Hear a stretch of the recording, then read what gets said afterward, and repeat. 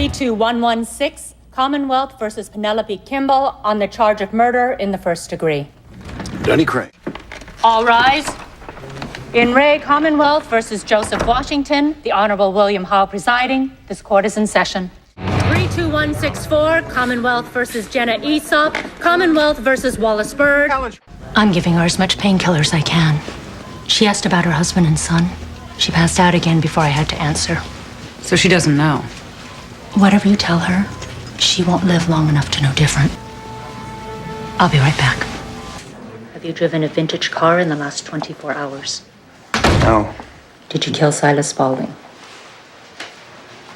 No.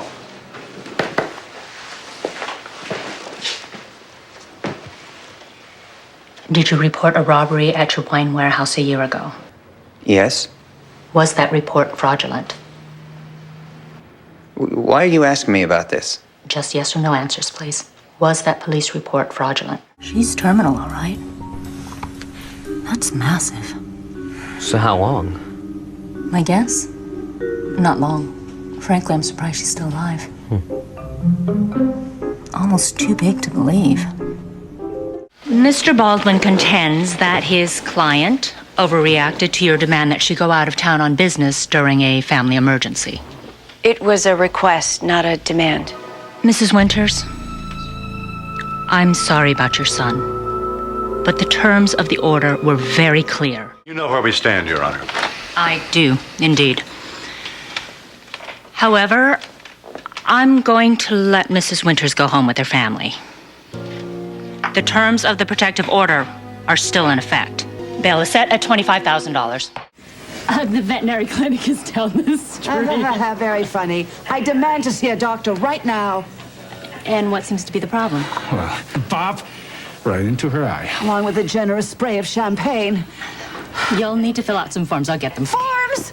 I could be blinded for life. I need a doctor. Listen, madame, I suggest you and your little bunny boy take a chill pill and wait your turn. What happened to Diego? He's just overworking himself, and I think he's trying to impress me, you know. I hear you were involved in that warehouse explosion. That was all my fault. She's trying to help as many young people as possible. That's admirable. But I'm having serious reservations about this placement. Going up a ladder, just like he said.